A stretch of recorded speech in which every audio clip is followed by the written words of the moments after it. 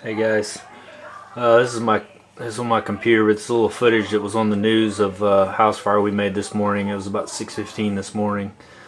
We got there, it's pretty heavily involved, and we went in for fire attack. And you guys are probably thinking, really, you went into that?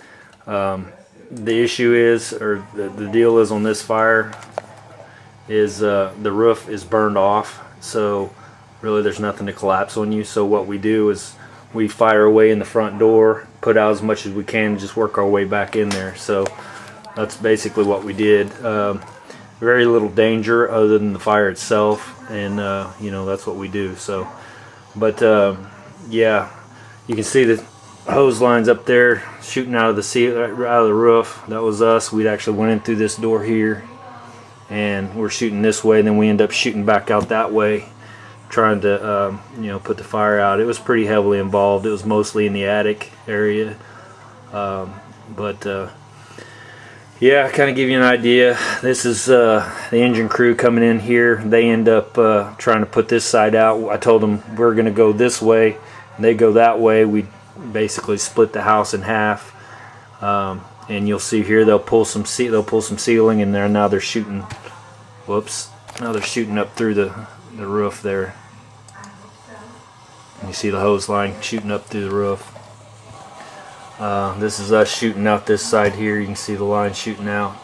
Hard to fight an attic fire like that because the fire's above you, and you know, it's almost easier to hit it from above. And so eventually we had to back out and go ahead and hit it with our ladder pipe to get most of the big fire knocked down. But it was good for my new guy to go in and get to experience some of that. So, you know, we went back in pretty far back into the house here and fought it back as far as we could until they finally called us to go ahead and back out. So anyway, you know, a little bit about what I do, so for a job. It's time to get active. Hop on board by finding I'll pause that. Anyway, yeah, that was our fire this morning. I thought I'd share that with you, kind of give you an idea of what I do for a job. Hopefully today I'll be able to get back out there on the car and get after it. So, all right. Hey guys. Talk to you guys a little bit.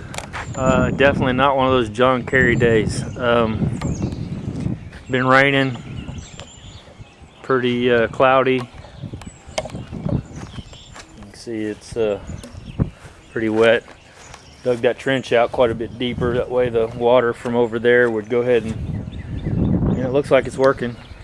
It's not pulled up real bad. Of course, I don't know how much it rained. It may not have rained that much, but anyway. Right now, inside the boot. That was impressed me, the side. All right. So, I'll come over here. Look at the new clock. It's 93% humidity outside. Which makes about, you know, should be about right. 67 in here, 62 degrees in here, 66 outside. So, and this little deal here is supposed to be the forecast. I don't know how that works because I don't think this is hooked into the internet, but I could be wrong. But yeah, it's saying rain, so I'd say it's probably pretty accurate, at least today. So we'll keep an eye out. The high is supposed to be 70 degrees and the low's going to be 66.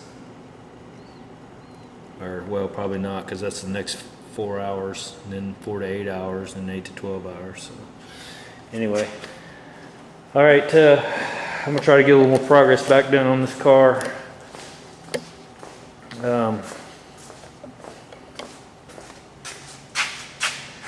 Probably not going to get this cleaned up because I wanted to pull it outside to clean it up, so I'm not shooting rust, dust, and all that stuff all over the place. I just wanted to kind of push it out back out this door and clean it up outside. But I am going to go ahead and cut that little piece off, little tab off there that I left on there, and then get this panel fitted back up and see what else I can do for the time being. inside today. So I'll bring you back when I get a little bit. Hey guys, got that filler panel in. That's just sitting in there right now, but had to grind a little bit here to get it to fit. But I'm pretty happy with that. That fits in there pretty good. Fitment here is not bad. I'm not going to complain. That's going to come down a little bit more when I tap this down a little bit, so that'll be a nice smooth transition. And you see it's moving up and down there a little bit, so that'll be nice. Remember I was talking about the fingerprints from somebody? Yeah, so that's going to have to be stripped down to bare metal. I won't be able to just Scotch-Brite that part, you know. So yeah, I'm sure that's a little bit of rust under there. This side, it's fine. It's gonna have a different fender on it, so I'm not really worried about this fender right now. Like I said, I won't attach this side. I'll get all that locked down and put in place, welded the whole thing, and get this panel clamped in, and then come over and start ripping this side and get this one fitted up to where it all fits together real nice. So anyway, that's this little update. Pretty happy with that, the fitment of that, looking good.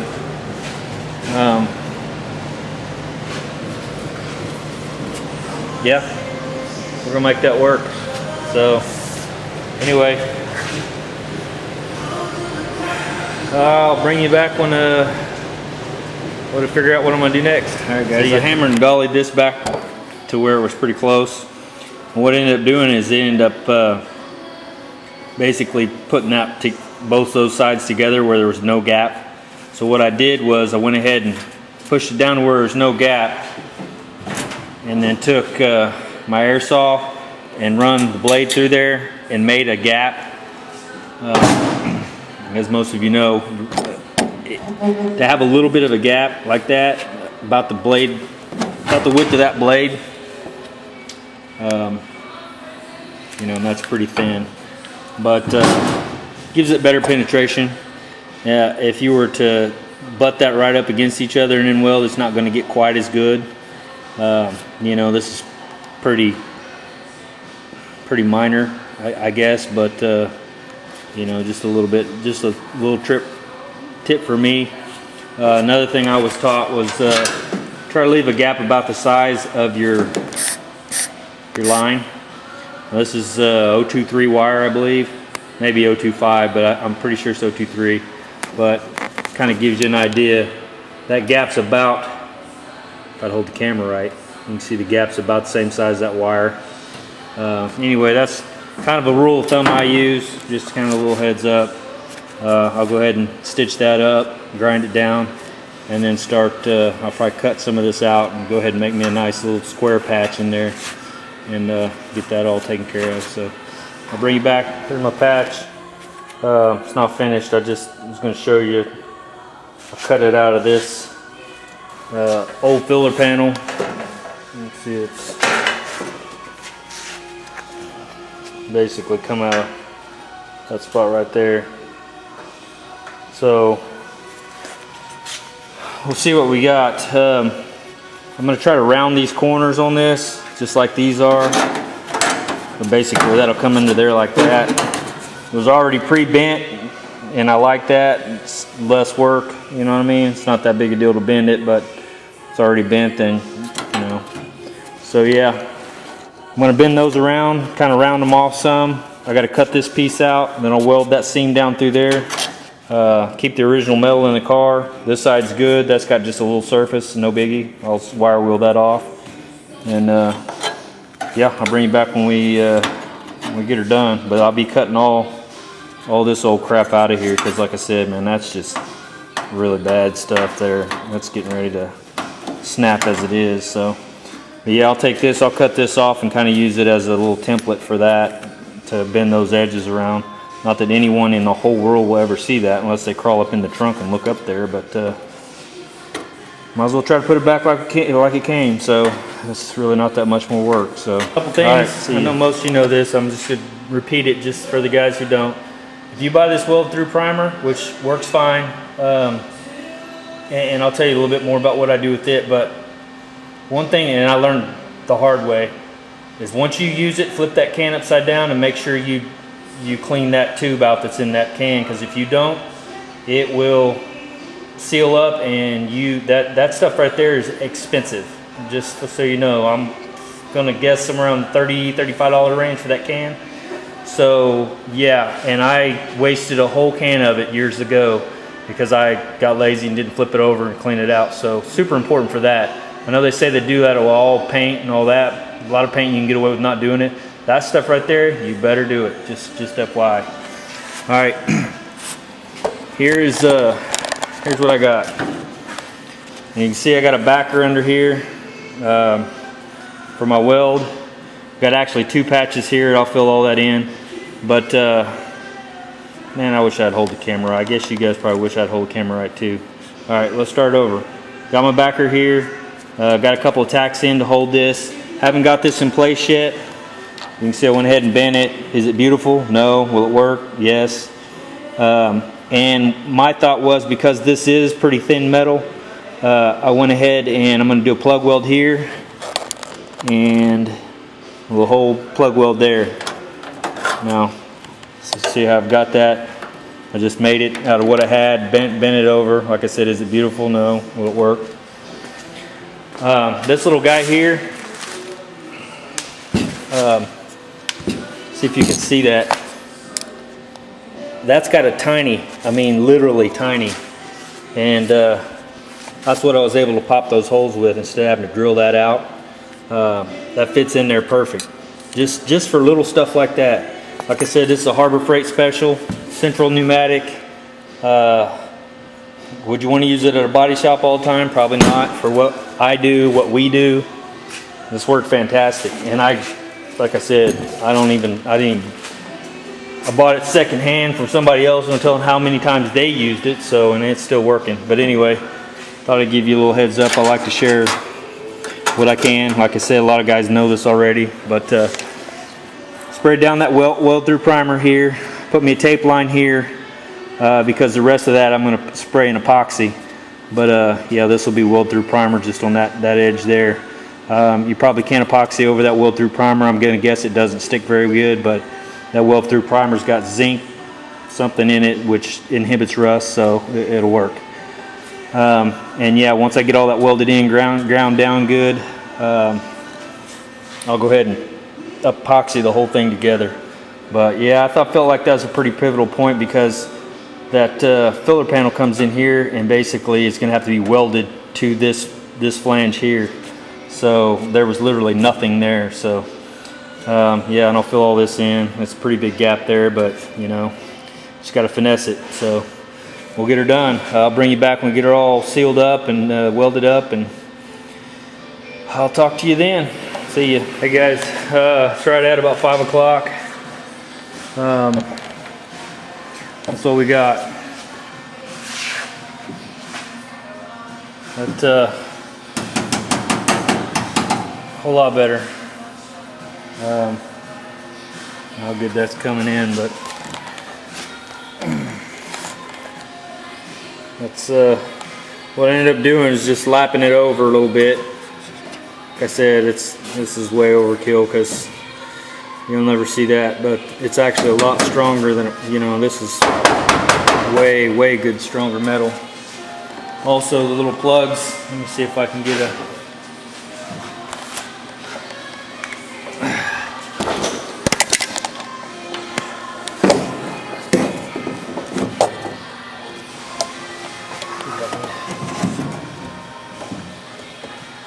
there it is. We'll see it. A little plug weld come through the backside, so good penetration on that. Yeah, it's not coming out. And it's basically all that is a surface to weld the filler panel to, because this was all rusted out through here. So yeah, that'll give me something nice and good to weld to. All this weld through primer. Man, it works, but it spatters and spits, and it doesn't like it. What I was going to tell you, on these little plug welds that I did, normally on weld through primer, I'll paint the whole back of it, and then I'll take something sharp like just a little punch or a tiny screwdriver and go in there and scrape the circle out to where I have a good bite of solid metal. You know, and it still spits and spatters, but you know that it's better to do that. Otherwise, it just, man, it wants to ball up on the end of your rod. Just does. The weld through primer just doesn't like to weld that good. It's, you know, you know, it's better than not putting anything down there, I guess. But you know, for rust purposes, I mean, it's got zinc in it. It's going to keep everything from rusting again. But it's not good to weld to. I mean, maybe there's something else out there. Maybe that copper stuff's better. I haven't tried that. I've had good luck with 3M. It's about the best you can buy, so I always try to go with that stuff because, like I said, when I was at the body shop, that's one thing my boss told me. He said, buy the best you can get and you only have to buy it once. You buy cheap junk, you're going to end up having to buy it over and over, and the products don't work as well. And so I just stuck with it, you know. I mean, I forgot what the saying is, but it's like buy high, cry once, buy cheap, cry a bunch. I don't know, something like that. That's pretty generic, but whatever. You get the point. But yeah, that's that. So I'm ready to go ahead and clean the rest of this up. But like I said, it's just wet and nasty outside, and so I'll probably go ahead and pull this panel back off, and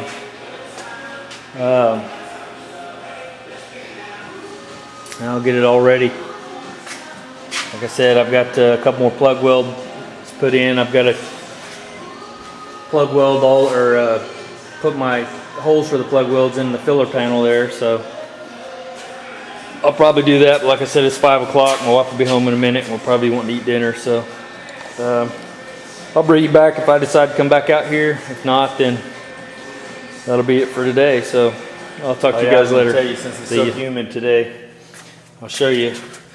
Drain my compressor down here at the bottom, kind of give you an idea. And I've already drained this once earlier before I ever got started.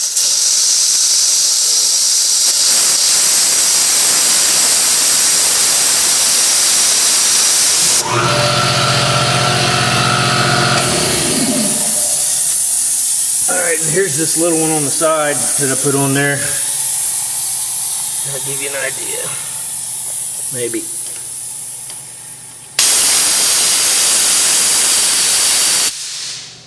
Okay, seen that? So it's catching some, and you can see the condensation inside of it. And then, so then we'll go over here farther away from it, see how far it's traveled. This is the first drop. It's kind of back behind here. I can move this out of the way. Well, there's the first drop coming down. See if anything comes out of there.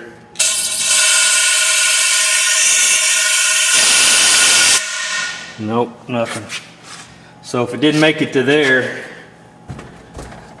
you know it didn't make it to the next water trap.